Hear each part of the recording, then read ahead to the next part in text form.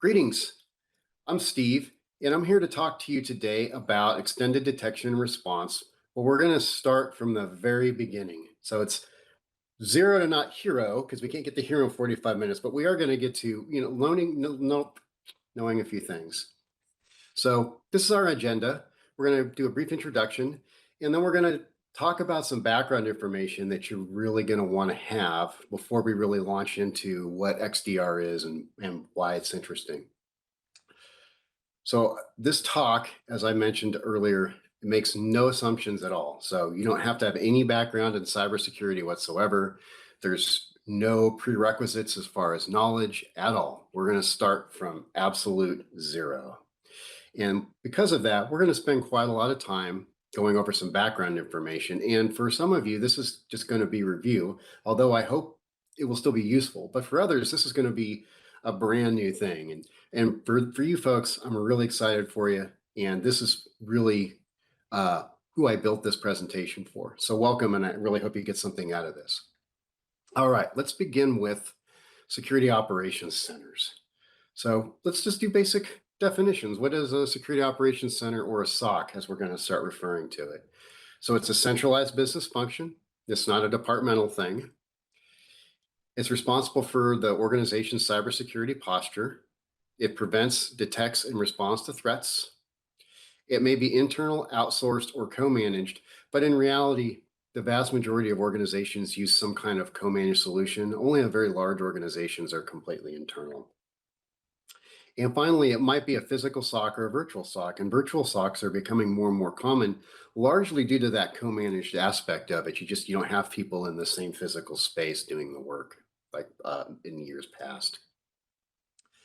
Okay, so we've defined what a SOC is, but what is its purpose and what are its goals? So the goal of a SOC is to protect the organization from cyber threats to the greatest practical degree. Now that phrase, to the greatest practical degree, is very important because you can spend an unlimited amount of money and do amazing things, but that may not make sense from a business perspective, right? You want to spend your money wisely, just like anything in life. So to the greatest practical degree, very important.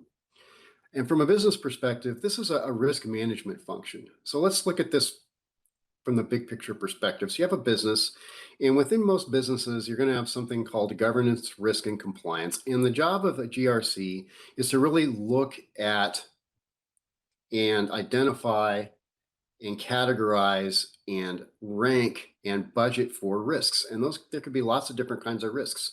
You could have natural disasters, you could have changes in the marketplace, a competitor could come up with some innovative new product, and yes, cyber attacks. And so this is where the budgeting from the SOC comes from, is the risk management aspect of the business. All right, so these are the services that a SOC is going to provide. So first, you have to have an inventory of your assets, because if you don't, how are you going to know what to protect, right? And then when you know what those assets are, you're going to monitor those assets and all of the infrastructure that connects them together. And then once you're doing that and we're monitoring, now we can start to detect threats to those assets and infrastructure. And then we have a function called threat hunting. And threat hunting is interesting because it's really two different things. Threat hunting is meant to identify threats that your tools failed to detect. And it's also meant to identify emerging vulnerabilities based on new information that's coming out or innovations by threat actors and things like that. And then we have incident response. And notice I did put an asterisk there, and that's because it's a shared responsibility with another team that we're going to talk about in a little bit. And finally, yep, our friend regulatory compliance, which means lots of reporting and things like that. And so specifically what this refers to is almost any organization is going to be subject to some sort of regulatory compliance requirements. For example, if you're in the healthcare industry and you're dealing with protected health information, that would be HIPAA, right? Or if you're in a publicly traded company, you would have to comply with Sarbanes-Oxley. If you're accepting credit cards, then you would have to comply with PCI DSS. So things like that. And part of the job of a SOC is to make sure that there's ongoing compliance with those regulations. All right, so let's take a look at how a SOC is put together from an organizational standpoint. So typically you're going to have a manager of the SOC, and they are going to roll up to the CISO. Now the CISO, he generally has a more strategic he or she has a more strategic, broad-based perspective on things, where the SOC is strictly operational in nature. So you have a SOC manager, and under that SOC manager, you have really two groups. First, you have your analysts, and then you're going to have a threat hunter, which usually is somebody who started out as an analyst and then they got really good. And so they decided they wanted to get into doing this sort of thing. And then last, you have your security engineers. And we're going to look under the covers a little bit and talk about what each one of these folks do. So the SOC manager, as we already alluded to, SOC manager typically is going to report to the CISO. They prepare and manage the budget for the SOC. They also manage contracts and vendors, very important part of the job. And lastly, they just provide general oversight of all the people, processes, and technology that comprise the SOC. All right, so let's look at the security engineers. So security engineers, they're responsible for the care and feeding of the tools. They research, implement, and maintain the tools, as well as in many cases, the supporting systems that underlie those tools. And typically, security engineers are gonna have one or more specializations. So these are specializations you're gonna see, everything except for the last one, you're gonna see in pretty much any shop. You're gonna have network security people, you're gonna have endpoint and detection response people, you're gonna have identity people, you're gonna have operating system people who really know Linux or Windows very well. And that last item is gonna be in a organization that develops their own software in-house. DevSecOps is something you would see. They're going to embed with the developers and put tooling in place to make sure that that code stays safe. Okay. Now let's talk about the analysts. So analysts, obviously, they're going to monitor and triage. Now, in this case, triage means if you're getting alerts, the job of the analyst is to interpret that and investigate and try to figure out how important is this, what should we do with it? And then if it does turn out it's something actionable, they're going to provide the initial response. And then, of course, lots of reports.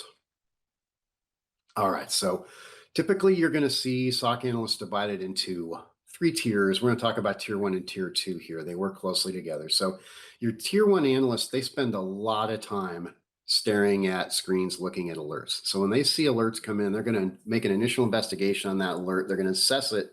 If it turns out it does look like it's something real, they're going to put together a case for escalation to tier 2.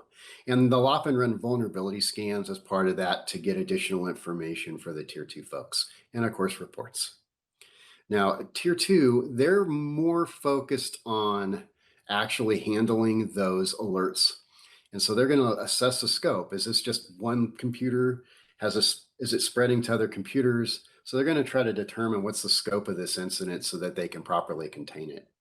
And containment often involves isolating all affected systems. So that's pretty common. So you're going to isolate the machine that's been compromised so that the attacker can't use that machine to go after other machines, obviously. And once they've done that, you're going to go in and try to remove any software that the attacker put on there. And then you're going to try to restore it, which means, in this case, restore it means putting it back into service and have it doing what it was put there to do. And then these last 2 things are really important, and that is the tier 2 analyst needs to figure out, well, how did this happen? How did the attacker gain access? And then apply fixes so that the attacker just can't turn around and come right back. All right, so tier 3 is oftentimes going to be a shift lead, but it just depends. This is just a very simplified explanation. But the tier 3 analysts are generally going to make dashboards. They're going to train the new folks. They're going to make sure the work is getting done. And if there's a major incident happening, they might jump in and help. Okay, so now the last of our SOC analysts is the threat hunter. So the threat hunter, they're evaluating threat intelligence that's coming in. They're keeping their ear to the ground and watching the social media and watching feeds and things like that. And when there's a new vulnerability that emerges, they're going to evaluate that, determine whether it may affect the organization. And if they believe that may be the case, they're going to proactively perform penetration tests against their own environment. If they discover there may be something going on, that they actually may be vulnerable to this new threat, they're going to go ahead and make recommendations on how to address that and get ahead of it. And then, of course, if they're really busy, if the rest of the SOC is really busy, they might jump in and help, especially if there's an incident going on. All right. So those are the people, and that's what they do. Now let's look at the actual flow. So this is how this works. We're going to start with our inputs. So first thing is threat intelligence feeds. So threat intelligence is going to come from like a large variety of organizations, and most companies have multiple feeds that they subscribe to that they're getting threat intelligence information for. Finally, they're going to be getting telemetry from all the tools that they have installed in their environment. So these are logs and real-time telemetry coming out of all the tools that are embedded across the infrastructure. And so this is giving us feedback about what's going on. This is sort of like all the different sensors in a car or something like that, right? And then SOC operations, they'll have a series of dashboards and tools where they're taking all of this information in and they're processing it. So we have input and now we're processing. And so we're collecting that, we're analyzing it. We're trying to correlate this telemetry to see if there's relationships. And we're going to store this information typically in a SIM such as Splunk. And the reason for this is so that you can go back and look in the past and see if maybe there's a longer term pattern. And it's also very useful for troubleshooting. If it's determined that there's an incident going on and a response is required, then there's a couple more things that have to happen. So first, there has to be some reporting and communication. So oftentimes just leadership will be informed that there's an incident going on and this is what's happening. And the reason why that's important is because business leaders are the ones that have to make decisions. They have to make decisions about how the incident response is going to occur. For example, maybe the incident responders, they want to get forensic information like memory snapshots, disk snapshots. That all takes time. So the business has to make a decision about how much time do we want to spend collecting evidence versus just getting things back online and working. And then depending on the regulatory requirements, there may be a need to communicate with customers and with government entities. And then lastly, there's a technical response, which is we're going to use the controls that our security engineers put in place to go ahead and address this incident. So that may mean isolating endpoints or updating firewall rules or changing email rules, things like that. Okay, now we're done talking about the SOC folks for a little bit, and I want to talk about incident response teams now.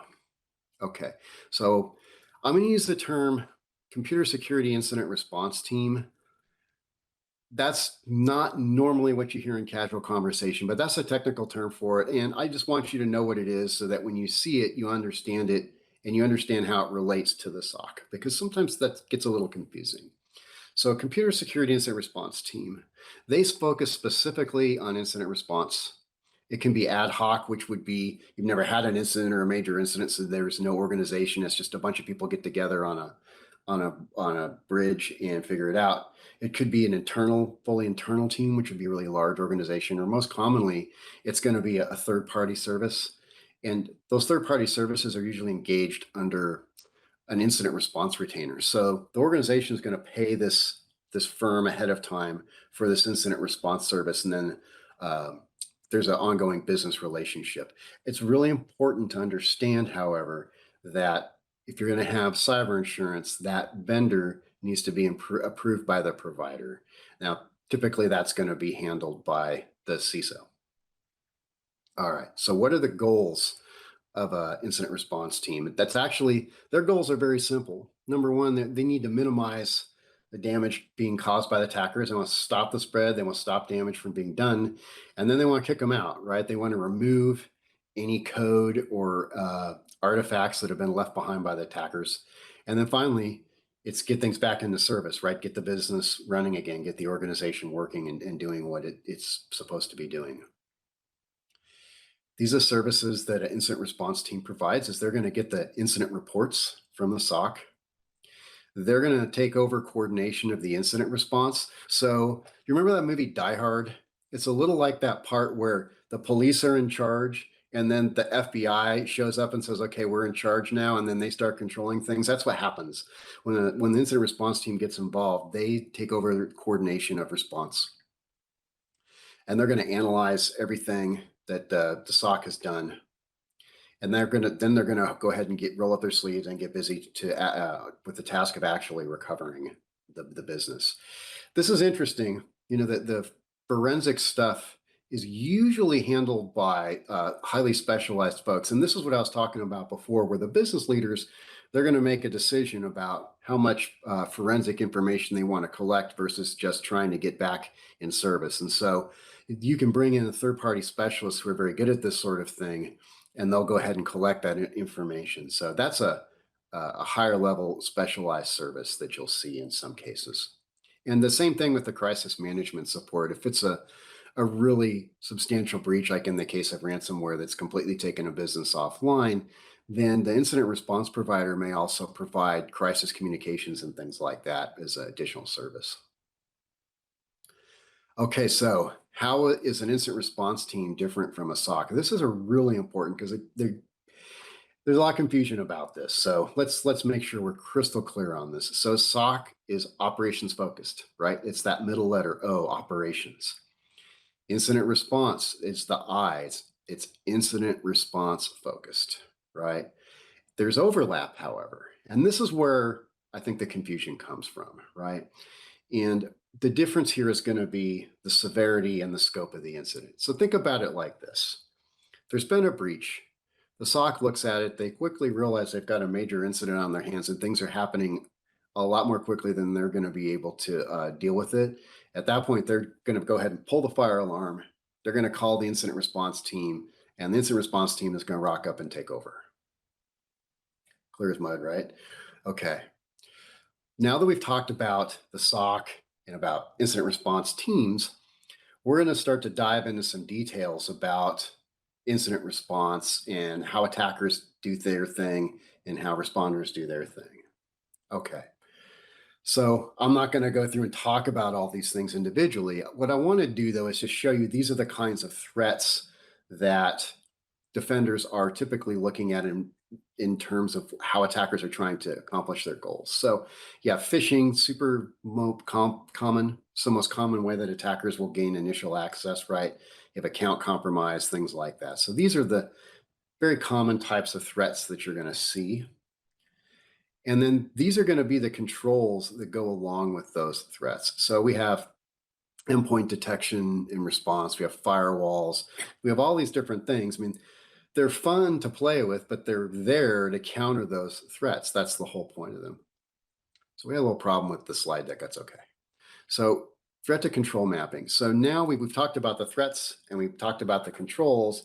So this is sort of how it works. This is the CISO spends a lot of time thinking about this stuff, right? What are the threats and how are we going to counter those threats? And so I just want to kind of give you a taste of why it is there are so many tools. Why do SOCs have so many tools? And it's because for each tool, there's a set of threats that tool is designed to address. So this is just a sampling. Okay, now let's look at the process aspect of this a little bit. So say you're an attacker and you're trying to maybe extract some money out of an organization. So first you're gonna prepare, you're gonna gather some information, you're gonna try to figure out how am I gonna do this, and then you're gonna gain access. And once you've gained access, you're gonna try to spread around inside the environment and get more access until you've gotten to things that you know are gonna be important, which is almost always gonna be data, right? Usually the target is data. And then once you've gained access to that data, you're gonna actually act. You're gonna try to achieve your final objective. So this is what this looks like from like a high level perspective. But this is the important bit. These days, attackers use a lot of automation and they use commercial tools. And I've seen reports of ransomware attacks. There's a Ryuk attack that comes to mind where initial access to complete encryption of the customer's data was like 2.5 hours. It was super fast. And that's not always the case, but that can and does happen. I want to take you, this is an eye chart, and just don't worry about the details too much, right? But I want you to just kind of get a little bit of background so that things make more sense later. So this preparation phase, we're gonna look at, okay, so let me back up. So Mitre is an organization that created this framework called Att&ck. And Att&ck is a set of uh, tools, techniques, and procedures that attackers use to achieve their objectives. So when we're looking at these numbered things here, these are called Mitre TTPs. And so the idea here is that during reconnaissance and resource development, these are specific activities that our attacker is taking to try to achieve these objectives, right? So in this case, they may try to enumerate like what domains does the target have, the victim have, what servers do they have. Maybe they'll scan those servers and try to find vulnerable software. Maybe they'll look at maybe key employees and try to find out what their personal interests are on social media, and they'll go and pose as somebody who shares the same interests, and then send them a link or something like that. So that's what's going on there. And once that part's done, they're going to try to gain access to a system via some means. So this is just an example. So in this case, the attacker sent a link in an email, right? The person clicked on the link downloaded some code, which then created persistence by adding some registry keys. Those are called auto start extensibility points in Windows. And then they did it in a way that the computer didn't detect what happened. So this would be an initial access. And once that's happened, the first thing the attacker will do is try to get higher level of privilege, like system level of privilege, right? And then once they've done that, they're going to turn around, they're going to scan the network and look for additional targets. And once they've found those targets, then they're going to try to gain access to those targets. And it's just like a wash, rinse, and repeat, right? You just keep going through the same pattern over and over again, right? So in this case, the attacker actually did find some sensitive files on a system. And once they've done that, they're going to exfiltrate that data, and then they're going to go ahead and encrypt the data and send the ransomware notes. So this is, again, way more detail than we probably need, but I just wanted you to kind of have a sense of how Mitre Att&ck allows you to talk about this sort of stuff. All right, now let's talk about the defenders. How do the defenders look at things? So what I wanted to do here is just show you from a simplified perspective that defenders have a set of processes, right, that in a sense mirror the attackers. So we're going to perform preparation. We're going to acquire tools and set them up and configure them and start monitoring things. And we're going to look at alerts and stuff like that, right? So when alerts come in, you've identified that there's a attacker in your environment. A containment means you're going to determine what systems that attackers gained access to. You're going to isolate those systems so that the attacker can't spread any further. And then you're going to remove all the things that the attacker put in place to try to do what they want to do. Notice here, though, that typically, even if you get early identification, it takes days to go through this if it's a serious breach and a large number of systems have been affected. So there's an asymmetry here, right? The attacker has the initiative and they have speed on their side. So this is the defender framework. So we had Mitre Att&ck, which is attacker framework. Now we have a defender framework. In this case, I'm talking about PICERL, but there's other popular ones. There's NIST CSF, Cybersecurity Framework, and that came out, the version 2.0 just came out last month in February. There's also CIS controls, ISO 27001. They're different flavors, but they all do roughly the same thing. So this is an example. This is a 6-step incident response framework called PICERL. And let's go a little deeper in here. And our first 2 steps, there's a KPI, a metric right here. Mean time to detection. So that's something your CISO is going to be interested in. That's a metric they want to see. How long does it take to detect that attacker's gotten into the environment? And then there's this other KPI here, which is mean time to respond, MTTR. So CISO wants to see that too. How long does it take to detect? How long does it take to stop the attack, right? So pretty straightforward. All right. So let's talk about some of the problems with that incident response process. Lack of visibility and threat intelligence. So What I see a lot these days is organizations become over reliant on their endpoint detection and response, which is generally going to give them maybe 40 to 50% coverage of all the assets in their environments. You're not seeing anything, or you're not seeing a lot of things. Poor correlation of telemetry. So maybe you have a lot of tools in place, but you don't have the analytics to be able to take the information from all those tools and sort of swizzle them together and find the relationships as that attacker is trying to get into your environment. And then this is a really dangerous one, which is scoping failure. So that's going to be, you've determined, oh, maybe that initial machine where the person clicked on the link in the email, and the SOC analysts find that, they see the alarm, they isolate the machine, they go reimage it, and then they high-five each other and move on with their lives. But it turns out that the attacker was actually maybe able to gain access to a couple of other systems before they were able to isolate that first machine. And so the attacker is just going to wait a couple days until the attention has moved on, and they're going to go right back to work. So that's very dangerous. And then simply just unable to match the pace of the attacker, right? If the attacker is using automation and they can do what they want to do in hours, and it's taking you days to respond to them, by the time you've mounted a response, all your data is encrypted, and the CEO is trying to figure out if they're going to pay a ransom or not. So this is kind of what it looks like. You've got this jigsaw puzzle of controls and tools, and you're trying to work with them to get something done against an organized attacker using automation to get what they want to do done. All right. Now we've defined what a SOC looks like, what incident response looks like, how attackers and defenders operate, the frameworks we use to have common vocabulary and discuss these things. And we've identified that there's a real problem here, and that the attackers definitely have the upper hand. So XDR is going to be our tool that's going to help us get on an equal footing with those attackers. All right. So what is its extended detection response? Let's define it. So there's three main components here, right? There's the telemetry and detections, which is all of the tools that you already have in your environment, getting all that information into the tool. And then we're going to apply analytics against that information. And then we're going to respond, but we're going to respond in a cohesive and guided way. So we're going to get into that a little bit. So what's the purpose of XDR? So we want to improve the speed and efficacy of threat detection and response. So if somebody asks you what's XDR, this is what it's for, right? Its goal is to enable those SOC and IR teams to do their jobs better with the tools that they've already got. All right. So you remember this process flow diagram? Okay. Here's where XDR plays.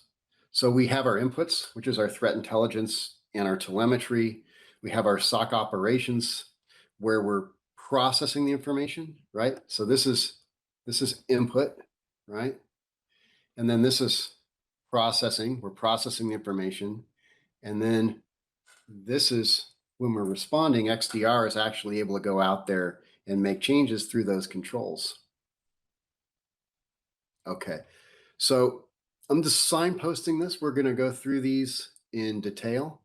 These are the four things we're going to look at for the remainder of the presentation, which is how the integrations work, and the analytics, which is really cool, by the way, and the incident manager, which I really like too. And then we'll wrap up with a quick look at how the automation works.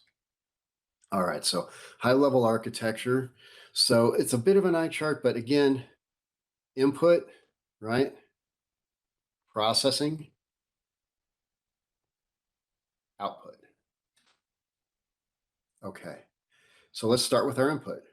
So what you do is you take your existing tools and you use REST APIs to wire everything, all of those tools, into XDR. So XDR is getting all that logging and telemetry that was going in, that's already going into the other tools. So this is like another SOC console, but it's like a really good SOC console. This is an interesting aspect of, and this is Cisco's implementation. One of the things that the context portion of Cisco XDR does is it goes out to tools that know about assets, which in this case would be an endpoint. In this case, it's like a Windows 10 computer. And the idea here is you get this asset and you put it in a database, and then you have these other tools, or they're called sources. And as you get information from those sources that have information about this item, about this asset, all that gets stored. And so you end up, look at all this detail you end up collecting.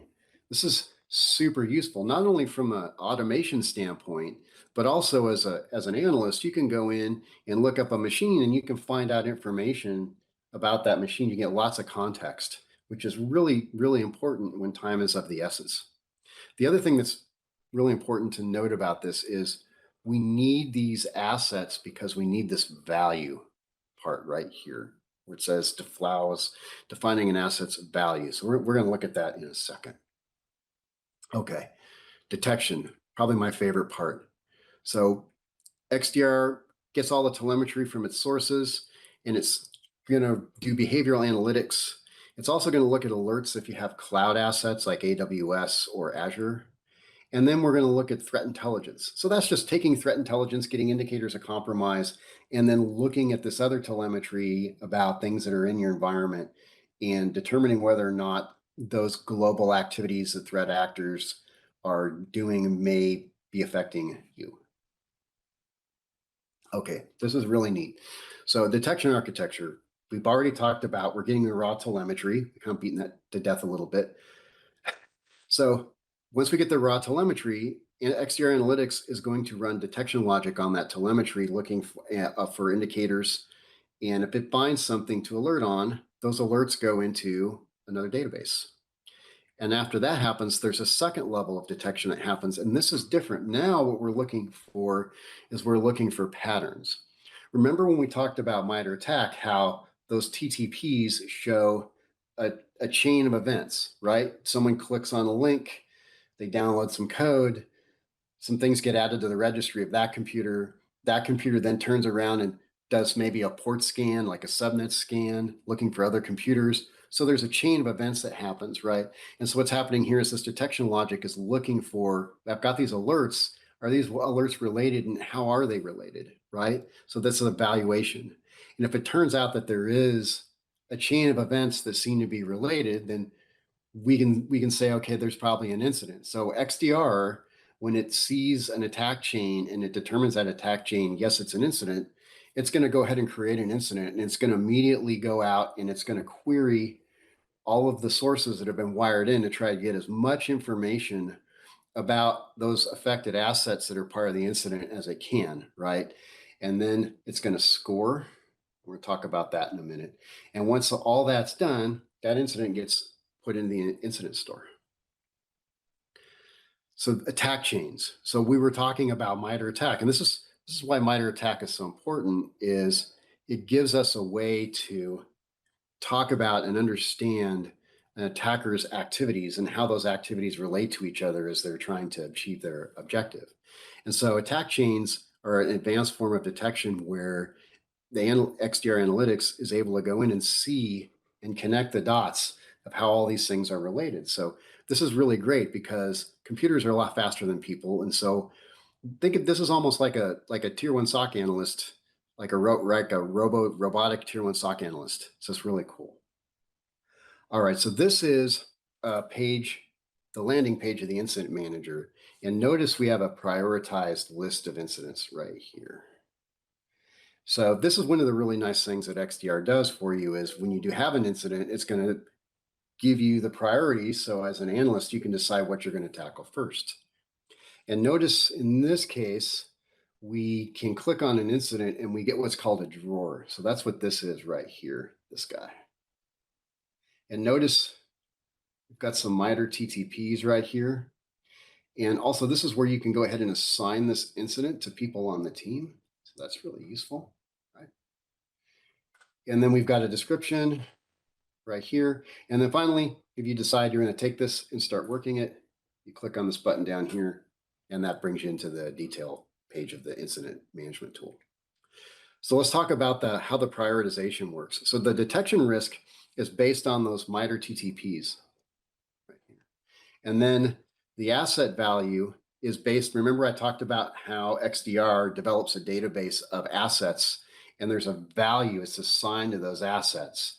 So the idea here is that if you have assets that are lower value assets and you multiply it times the detection risk, that's going to affect the priority. So this allows you to focus on your more important assets. Really cool. All right, now let's talk about response. Okay, so we're a little deeper into the incident response tool, the incident manager rather. So in this case, notice that we're in this part here where it says response. And does this look familiar? Identify, contain, eradicate, and recover. What we're looking at here is a playbook. And so the idea here is that when you've got an incident, as analysts, you're going to step through that playbook and it's going to ensure that you follow all the steps. We talked about how a lot of times you have containment failure because you failed to follow a step and that resulted in you not identifying some additional assets that have been compromised. So this is a really important. And what's really, really neat is see how we have this list of assets over here? Okay, where that came from is it came from right here. Contain incident assets. And when you click on the select button, it brings this up and then you can go ahead and click execute after you've selected the assets that are involved in the incident. And this is going to go out, in this case, it's going to go out to your endpoint detection response tool and it's going to isolate those endpoints for you. So this is an example of where XDR allows you to go ahead and respond inside the tool and you don't have to jump around to all those different controls we were talking about earlier. You can just wire them all into your playbook using automation. It's really slick. The Worklog is also really useful because generally after an incident is done and there's an after action report, there's going to be some kind of review and it's really important to have a list, a log of who did what and when they did it. And if you respond to incidents using XDR, this is automatically created for you. It's a huge time saver. All right, so I want to take a closer look at the response architecture. It's a little bit of an eye chart, but we'll be brief. So what we were looking at was this right here. We were looking at the response playbook, but this diagram is not 100% accurate because actually what happens is under the hood, you've got an automation workflow, which then reaches out to the integration module. So integration modules just know how to talk to these different products, right? So you're going to have a firewall module, an endpoint module, right? And so that's just the module that just provides the connectivity to those external products. The pivot menus we didn't look at, not super important. The automation workflows, we're going to look at that in just a little more detail. Okay, so XDR Automation is a low-code, no-code automation tool that lives inside XDR.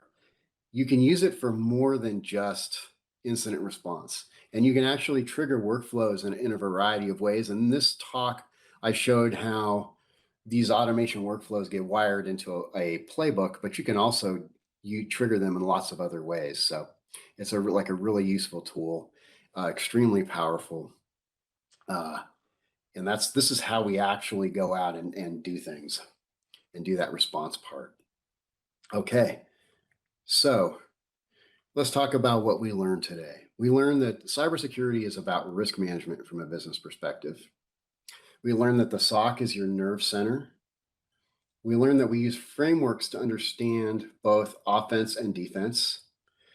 We learned that there's a lot of tools and complexity, which gives the advantage to the attacker by default, but that we can work to overcome that by using a tool like XDR, which improves the speed and efficacy of your detection and response. And lastly, we learned that XDR it's a tool that allows the SOC and the IR teams to do that response using existing security controls and tooling. You don't have to put a bunch of new tools into place. You can leverage what you've already got. All right. Thank you for listening to my talk. I really do appreciate it. I hope this was useful for you and have a great rest of your day. Thank you.